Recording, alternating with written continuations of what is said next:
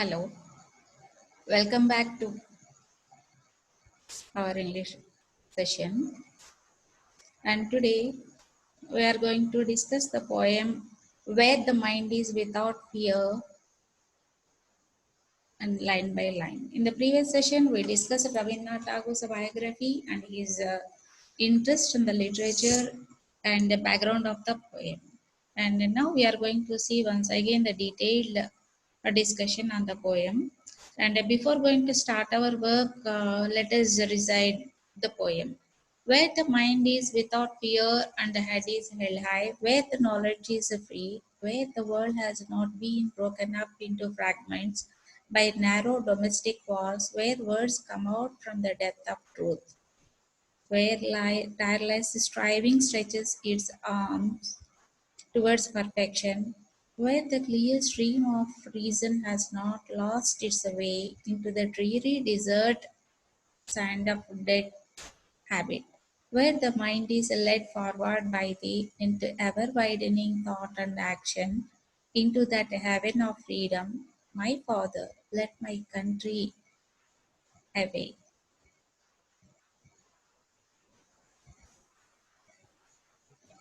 So here we have the poem, and if we go through the poem in detail, we have few more facts are there.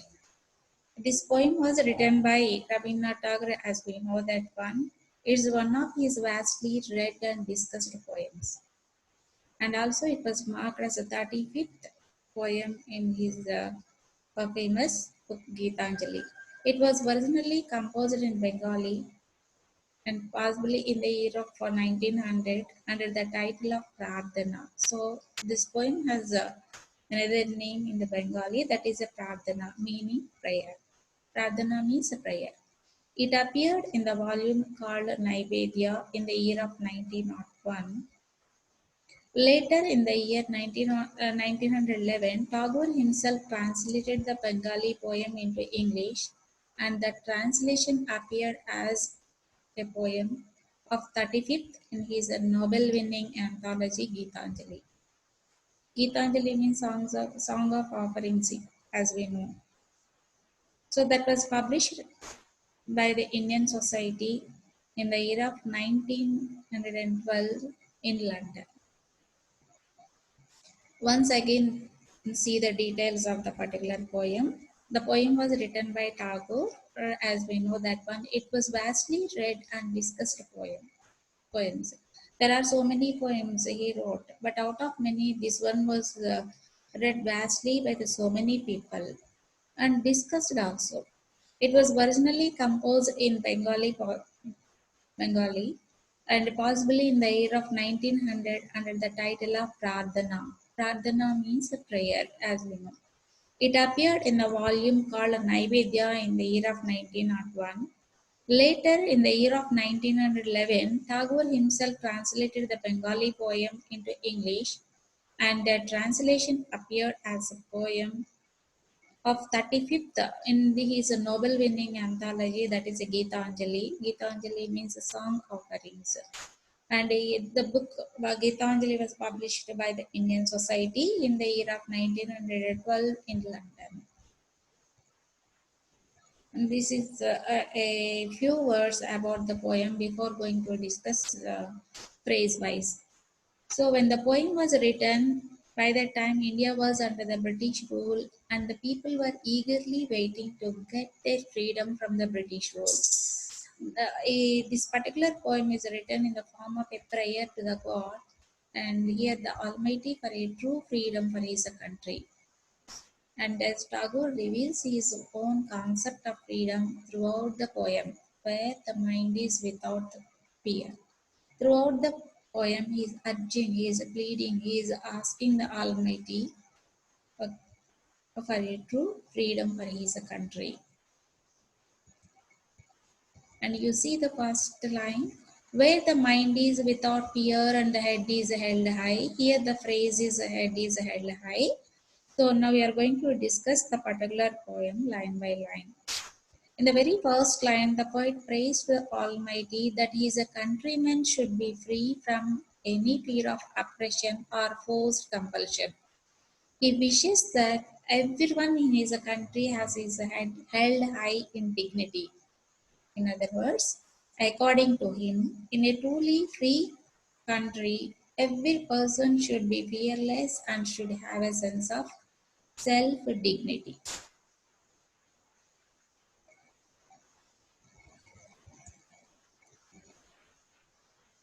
So finally, in the first line, what the poet conveys to the countryman, what the poet is urging the Almighty is only the freedom.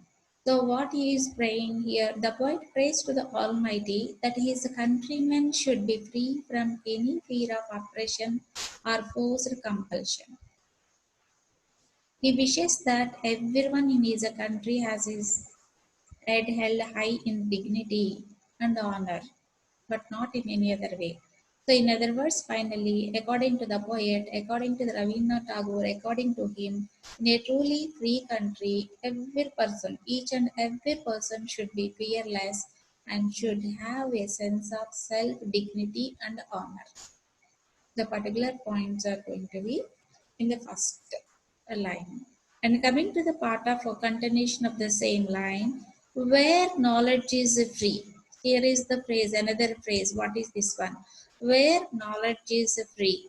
In the second line of where the mind is without fear, the poet dreams of a nation where knowledge would be free. What is the phrase here given? Where knowledge is free. So here, how he is thinking, what is the composition, what is his point of view, what is the other's and poet's point of view refers to here. Education should not be restricted to the upper class only, but everybody should be allowed to acquire knowledge. Not only that, the children should learn freely from the nature and the world around them. They should not be forced to memorize some predetermined lessons, and this is Tagore's typical concept of education. What is his concept here? His concept is indirectly communicated through his literature to the society in the year of 1911 only. So in which year it was composed in the year of in the 19th century, in the 1900 he wrote this particular poem. What is the concept in those days? We should not restrict the learning of the children. They have to acquire the knowledge in nature. So finally, what is going to say here? And also it is a dream. What is the poet's dream in the particular poem? Why he is using the phrase where knowledge is free? As per the poet's point of view here, the poet dreams of a nation where knowledge would be free. It means education should not be restricted to the upper class only, but everybody should be allowed to acquire knowledge. Not only that, the children should learn freely from the nature and the world around them. They should not be forced to memorize some predetermined lessons, and this is Tagore's typical concept of education. He has a great vision, that is his vision. What is his vision? He would like to allow the children to learn freely from the nature and the world around them, but they should not be forced to memorize some predetermined lessons. That is his concept here. We discussed in the first and the second line. And coming to the part of three and four, third line and fourth line, the poem contains only 11 lines. And here in the third and fourth line, and check it, where world has not been broken up into fragments by narrow domestic walls. So here this is the third and fourth. In the next, in these lines, the poet emphasizes the unity of not only of his countrymen but also of the entire world. He's not going to talk about the countryman only. He's not going to talk about the people, those who are around him. He's talking much about the entire world also.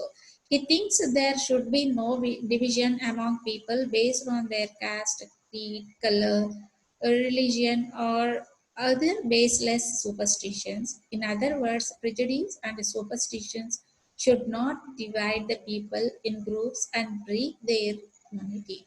Finally, what is his idea here in the third line and fourth line is urging Almighty. And also is emphasizing through the lines like here in the third line and fourth line, he is emphasizing where the world has not been broken up into fragments by narrow domestic walls. What is this by narrow domestic wall phrase? And what are the broken up into fragments? Now we are going to discuss here. He emphasized the unity of not only of his countrymen but also of the entire world. So, in the entire world is showing the unity, then everything is easy to achieve for us. He thinks there should be no division among people based on their caste, creed, color, religion, or other baseless superstitions. Finally, in his words, a prejudice and superstitions should not divide the people in groups and break their unity. This particular concept of education and the unity, these 2 points are discussed in first 1 to 4 lines. Thank you. We can see the next part in the next video.